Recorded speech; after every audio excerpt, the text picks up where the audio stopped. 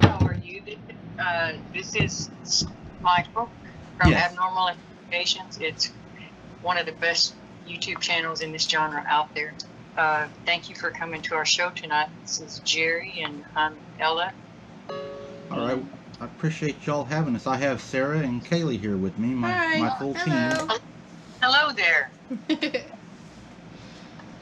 Glad to have y'all. We thank you for talking with us tonight. We're just looking forward to a great conversation. We're excited to be here. Yeah, just anything we can learn from anybody, we're open to it. Like I said, we're all trying to, I think, learn, and it's better to have a lot of opinions than just a few. Yeah, that's the best way, and I always run into the truth that way. Yes. But Tracker E had found y'all. I'm not sure when. I've been watching it for a while. You know, I don't get a lot of time to, but if I get a time to watch one, that's the channel I go to. You know, first choice beside Dark. Thank you. Seriously, very, very impressed. You know, a lot packed in, very meaty channel, and that's good. I appreciate that a lot. And you was putting out some content that, you know, those are things that we either talk about or have seen, and that's what caught my attention. And then you're from Oklahoma also, right? Yes. And that's what I was asking. Is he from Oklahoma? Because if he is, that's just up the road, Right. Yeah, we're up in the northeast part of Oklahoma, around probably the northeast part of Uligal Lake area. Somebody else was talking about that place. Is 10 Killer up that way? 10 Killer's over by Grove. That's probably close to 2 hours from us. Yeah, about 2 hours from us. And Bigfoot terminology, that's just across the mountain, isn't it? Yeah. Yes. Yes.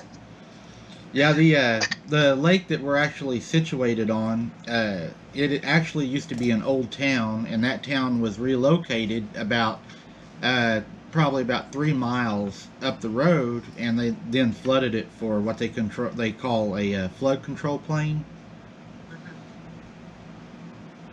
Wow. So it's a lot of thick underbrush, swampy areas, a lot of it, and it hasn't been traveled in many, many years. Yeah.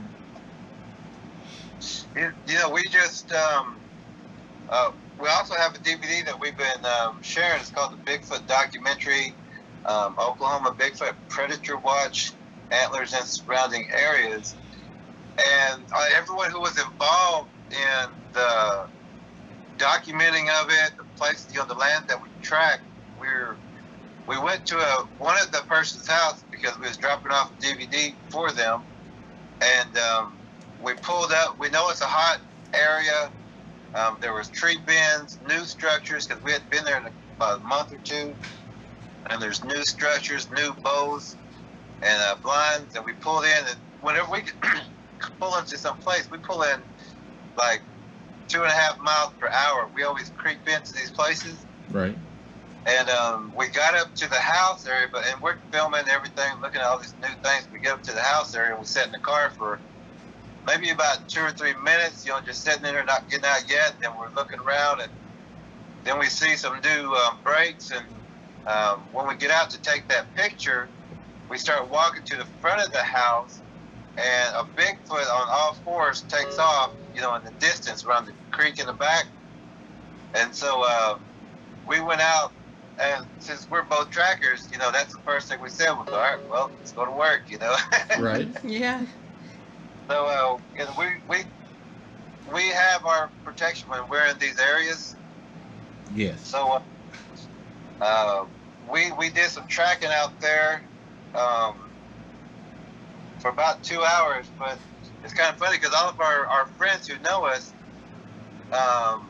if they see our vehicle outside their house, we're in the woods somewhere, Right. Like we pull up to their house to check on them, but if we see something, we pretty well make sure we get out there and get some tracks or see what's going on. And we did that today, and we got back for that 5 o'clock. And sorry about getting that mix up with you. Oh, that's okay. We've just had a lot going on. We did a podcast about 2 days ago, and it was we just had so many things going on. And then I think a lot of people don't understand too, is they say, well, how come a lot of these channels aren't putting out good quality content? There's channels that put out a lot of content, but as far as the quality, I mean, people don't understand. We're in the woods a lot, you're in the woods a lot, and every time we go out there, there's just not always video content. Yeah. Hey, if you don't mind, I'm going to and if you see this podcast or not podcast, but live stream on the YouTube page, I want to show this quick little video because it's 2 videos, because the house we just left, they sent us a video just now, and they said that we finally caught it moving because there's this black shadow in a tree. Okay. And, it only shows up every so often, and they sent it to us, and I wanted to show the regular, the ones that they sent us, which is they're only a minute and 33 seconds. And then the second one where we got a hold of it and kind of blew it up. I mean, of course, like you're saying, the content as far as the clearness, but we have to understand the people who took this, they're not the most professional as far as, any of us really. Right. You don't have the $25,000 cameras and the security lights and, that kind of thing. Exactly. And their own eyeballs for a lot of these times that these things are taken, they're watching it, and yes. These are the people that we got the photo from with the Bigfoot in a hoodie, the juvenile Bigfoot in a hoodie on the porch. Oh, wow. Don't know if you've seen that, but that's in a earlier podcast. But this area is. And a cat just came up missing from, as soon as we got over, they told us the cat's missing. Also. Oh, no. Things like that. But let me show this. It's one video, then I'll show the second one real quick. So when you see this, you'll see it moving in the trees and everything also. Okay. Okay, it'll be just a second. I think we can talk, but on the live stream, it'll be muted. We're actually viewing your video now, so you can do what you need to do and just holler at us when you want us. Okay.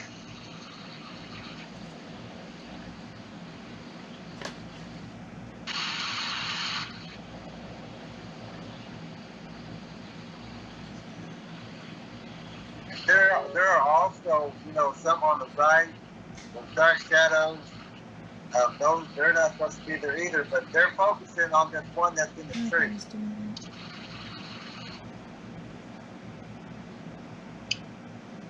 And this is the video that they sent us, the first one. So, okay. We're going to show the next one.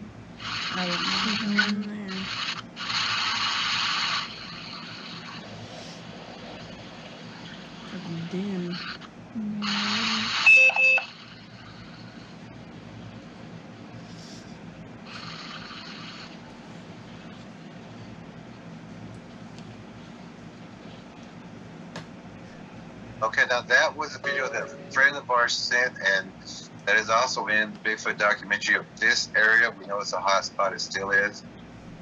We also will have footage of that in 2 days up. Tomorrow we've scheduled something, but that area is in the documentary also. So now with that video, we had just a few seconds before this live stream, so I want to show you what we could do as far as quick as we could do it, and it's gonna, and you'll see it, it's the black spot. Just watch the movement, and the people know that this black spot is not supposed to be there, and that periodically the black spot will appear This is the first time that they caught it moving, and they caught it in the distance. And we blew it up, and we sent that video back to them. And this is the video that we sent back. Okay.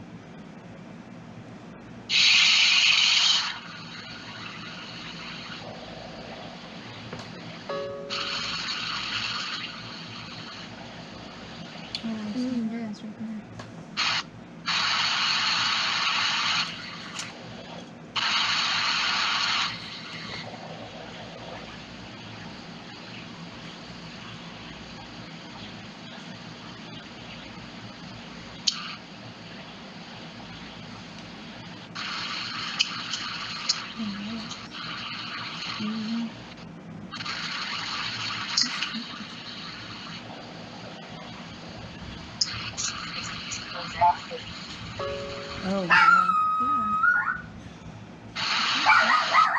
Shh, hush. Luna.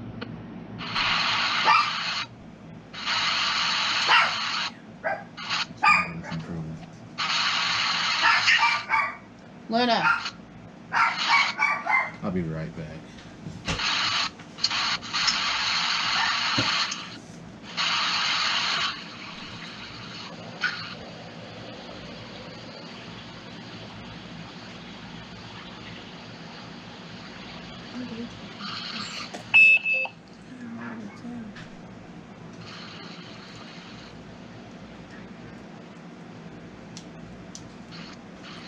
Kind of reminds me of what it was doing in the tree that one night.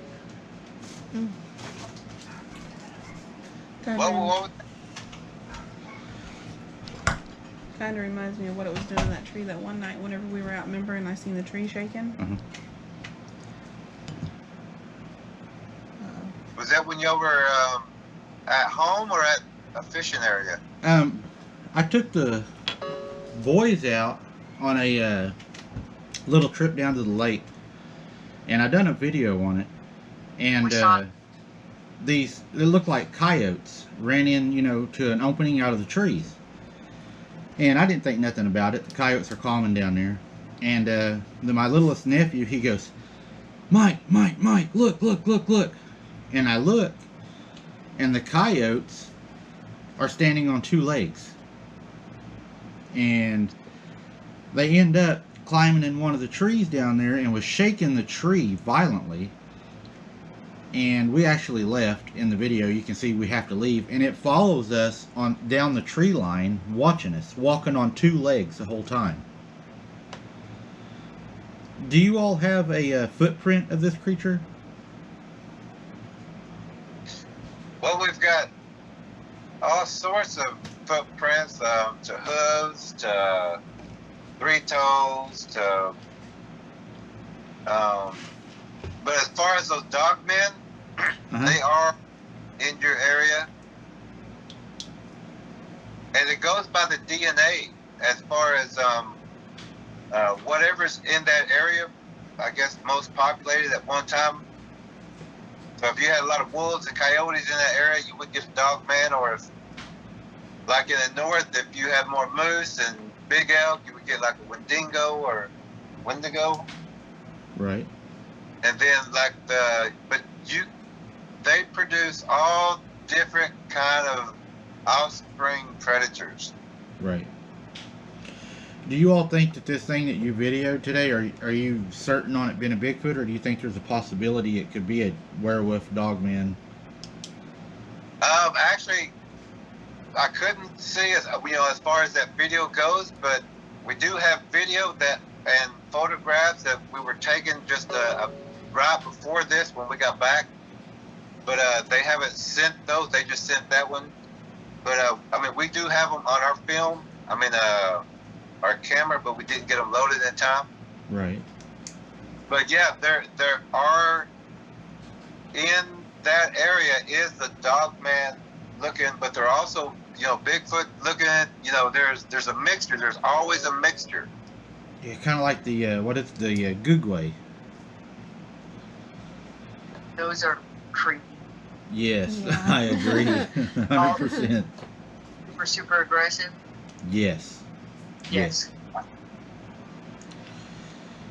We And had all a. of them we had a bad encounter the other night that it just Sarah ended up getting touched, and the place we was investigating for these people turned out that it's not cryptid. It's paranormal. Yeah, it's paranormal.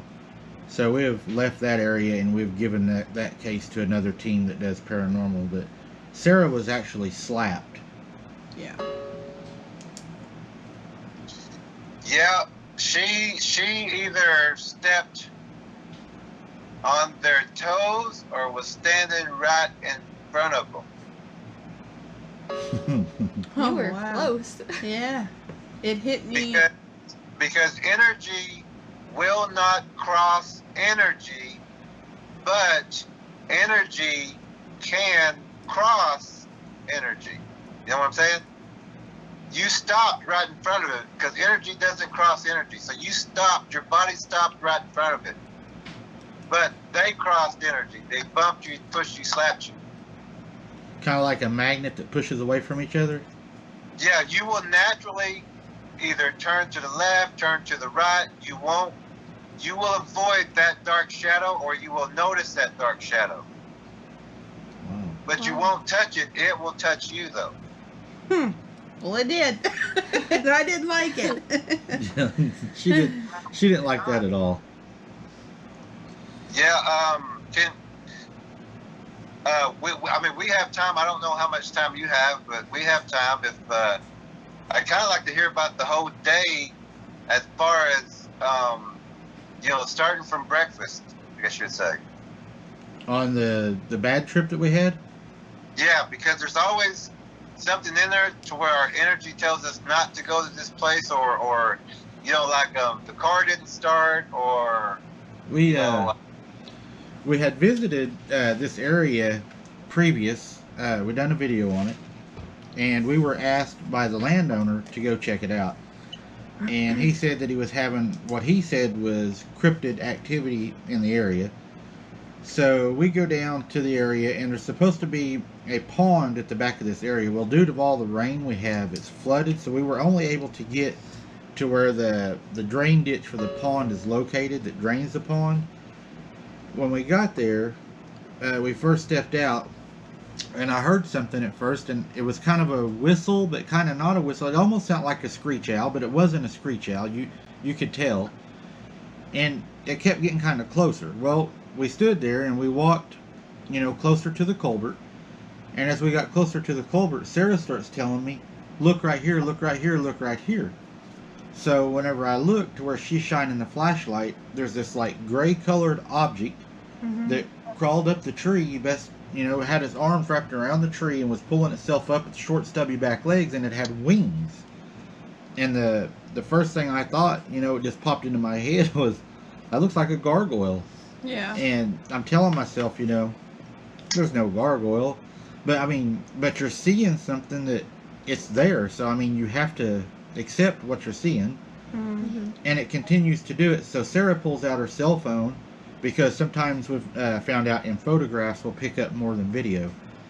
And she started photographing the area.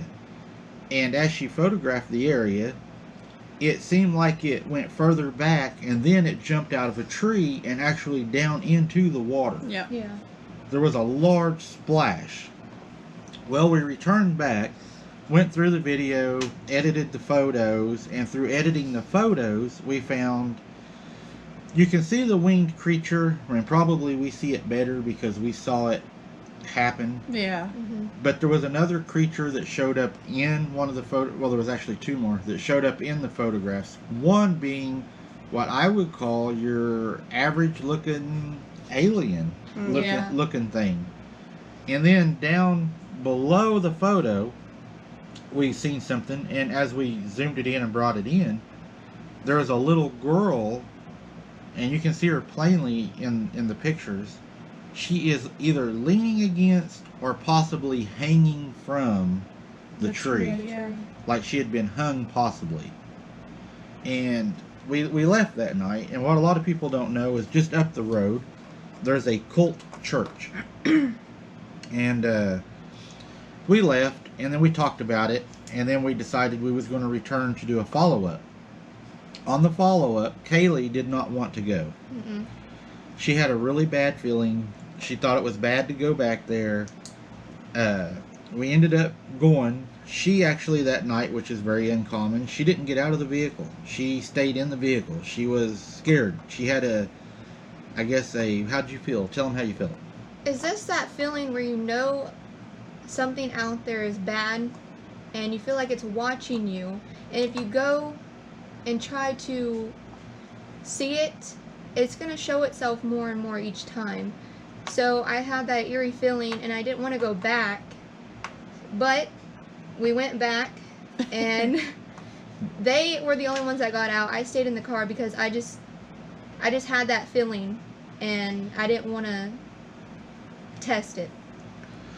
So while we're out of the car, we walk up, and we had been there probably about 30 minutes. And this night in particular was a waning gibbous night, which, if you watch my videos, I've been finding out the waning gibbous moon, so far in my research, has more attacks than any other moon phase. And I have a theory as to why, but we were looking into the woods, and we were getting more limb breaks. We were getting more of a solid presence, footsteps, water splashing, Like it was getting more comfortable. yeah, more sounds. Yeah. And then Sarah, I'm gonna let her tell you what she's seen. We haven't even told anybody about this yet. The dog. The dog. So at a distance, I don't know, it was maybe 25 feet, 30 feet from us, I noticed a dog. And I told Mike, I said, hey, look, there's a German Shepherd over there running through the woods. And it was like solid black from the best way that, we could tell. Well, we was watching it, and it just kind of stood up, like straight up on two legs, and it was tall. And it just stood there and like watched us. We turned our heads for a minute to go back to the car, and whenever we looked back, it was gone. And then that's telling what happened after that. And then after that, me and Mike were standing, and we were talking to each other back and forth, about what we just seen, and something just hit me on my left shoulder, and I mean just hit me hard. I heard the slap. Yeah, it was enough that you could hear the slap.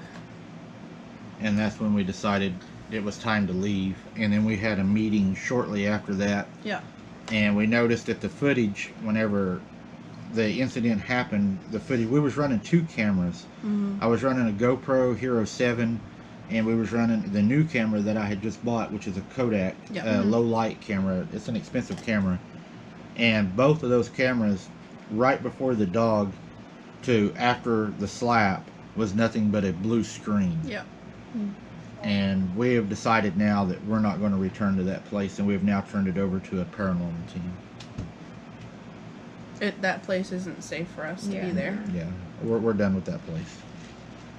That place is not safe for anybody. Yeah, it's a real heavy feeling down there. Hard to Yeah. breathe. Your ears are hot. It's not a pleasant place. There's a few things about the day. Who was it who had the bad feeling? Kaylee, she didn't want to go all day. Okay, Kaylee, next time you have that feeling, you stay home. I will. Okay, what we also teach is about our energy body, like your soul. Uh-huh. Yeah. That protects your physical body, and your physical body protects your soul or your energy body. Yeah.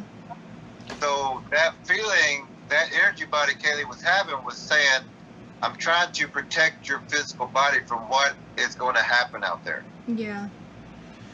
We did. A lot of people will, and I don't want to say this in any way, but we'll get either coaxed in or talked to, or like, come on, Yeah. stay here, Yep. be okay, that kind of thing. But our body is telling us, our energy body or our soul is telling us, don't go. I'm telling you, don't go. And at least your body is there your energy body is there to have your physical body say it out loud. Yeah, exactly. Trying to protect you. Yes. And so we have to listen to that. And like we're saying, energy won't cross energy, but energy can. So whenever y'all stopped, wherever y'all stopped, that was right where they were.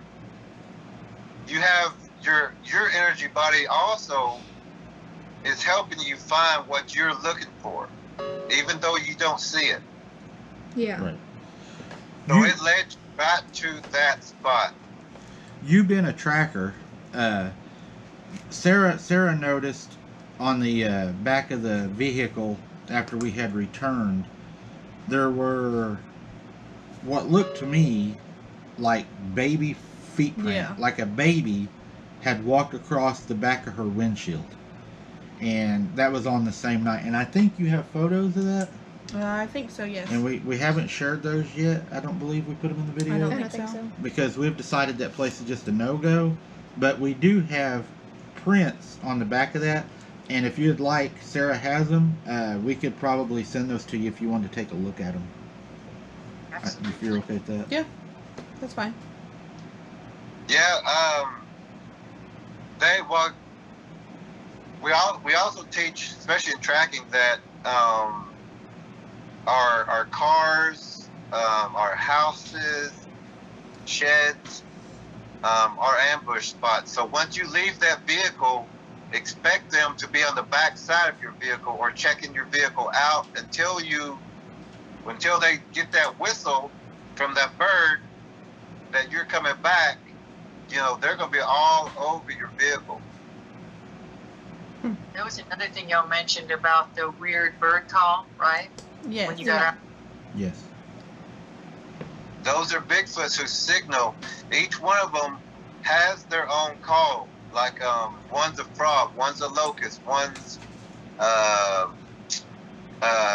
cricket, and bird. You know, you're gonna hear all that together when you get out to these certain places. But those are Bigfoots all making these sounds together, and that's why when it stops, you know, that's them all stopping at the same time. It's not that the animals stop, because if there's that many Bigfoots, they're eating every cricket, every worm, every pine cone, every squirrel. So that dog and that German Shepherd, it wasn't a dog, it was a dog man. Yeah. Yeah. My mom. And that gargoyle was the gargoyle. They do have wings. Some Bigfoots have tails. There are water spirits. Yeah. We just did a show just a few nights ago on water spirits and the increase in the attacks, the waterside attacks with the predators here lately, tipping over boats, swimming under the water to attack, chasing people into the water until they're tired enough that they can't swim anymore. Oh, man. That's scary. A lot of people have asked me about that, and they asked me, you know, I think you all had mentioned in the notes I'd read over about possible telekinesis, and I personally have never had any of that happen to me. I've been told that the reason it doesn't happen to me is because every time we go out, I pray and I have Jesus put a hedge around me. Mm-hmm. And they say that I'm not open to that when I do that because I've closed that gap. I have, you know, the protection, Jesus' armor on me. And whenever I go, I'm not spiritually open to them. Right. And a lot of people have asked me about gifting. And my grandma had a really bad experience whenever they tried to gift this creature that had showed up there. And the gifting ended up turning into more creatures, getting closer to the house, getting more, I guess they wasn't as afraid. And that's whenever they started having, like my mom's sister, she woke up with it standing over her bed. Now this is in the 50s, Mm-hmm. but still yet, I mean, she woke up and this creature is standing over her bed. And she was terrified. And there was a lot of bad things that went on at my granny's house. Unfortunately, I don't own the property now. I don't have access to it. If I did, I would love to revisit that place. But there is places I can get into that can get me close to it. Okay, Bigfoots also have spiritual rules. And I remember hearing one of your podcasts or talking about your granny's saying just lock the doors and stay in during the night, that you'll be okay. Yes. That is true. That's one of the rules, and that's also in the Bible as far as the Passover. It says if you go in at night and lock your doors, you will be passed over. They won't enter your home, but we also have to also be careful that they're not already in our home. Yeah. That you're right there. Mhm. You're right, because that happened. They would go out and they would milk the cows out in the pasture, which was probably about 50 yards from the house. And they had a cutout area through the kitchen that you could look into the front room, and then from the front room into the kitchen, and which lined up with the back door. And whenever they would be milking, sometimes they would leave the back door open because it was hot. They didn't have an air conditioner back then to keep the house cool. They would look up and they would see the creature. I don't put a name to it because I don't know what it is. That's probably part of my security law enforcement. Unless I know what it is, I don't put a name to it. But it was looking from the front room through that cutout, watching them milk the cows. And whenever they would go up there, it would be gone. But Granny would always notice that there would be some bologna missing, some bread missing, just something small, but there would be something missing. Yeah, that's also I think we had a podcast or a live stream a couple of nights ago. It's called The Threshold, one part of spirituality and threshold. And our house and our vehicles and our own body, those are 3 thresholds. Now, when you break your threshold, they can come in. Like, that's saying if you leave your window open, if you leave your door open, they can come in.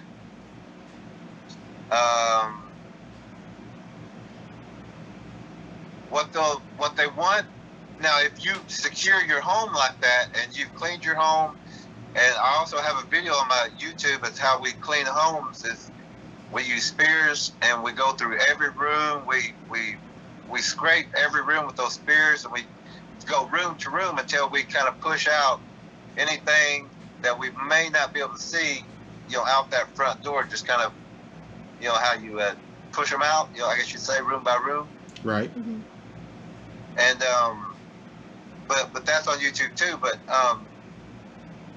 if they want us to break our threshold, like in a thunderstorm, there's groups of Bigfoots called thunder and lightning. There's groups called dew, frost, snow, mist, but during the rain, these groups called thunder and lightning get to hunt, and they will come to your house. They will shake your house. They will make the most ferocious lightning sounds. If you see a little spark in the sky, you're going to get this big boom, and then they got the ones who make the tremors. They'll shake the ground. You'll feel that in the house, but they can't enter. They can't destroy your home if you stay in it. Right. So the thing is, like you're saying, that protection with Jesus, that's the protection also of the home. If you break and run, you have no faith. You gave up. My home's not secure. I'm going to run to the shelter, to the cellar. You're fair game once you come out of that house to be eaten, or they will come into your house, raid your house. You'll eat every bit of food. They will knock trees on it. They will set it afire. They can destroy that home if they want to after that. Granny always said during, they would have a really bad thunderstorm coming, and a lot of the younger kids that didn't, stay there a lot, they would say, "Oh, it won't be bad tonight. It's going to be raining and bad." And Granny said, "No, it's always worse in the storms." And it was always worse. They use that cover. Yeah, these groups, this is the only time that they get to hunt, these special groups of thunder and lightning. And they're looking for food. They're looking for killing, because they have to be held back, I guess you would say. And after the rains, they also have to be kind of herded back. And that is also in the book of Enoch, if you get to that missing Bible book. Okay. And they're all called thunder and lightning in there, as far as only getting a hunt at that time. All right. And what about, I got a question for you, you may know.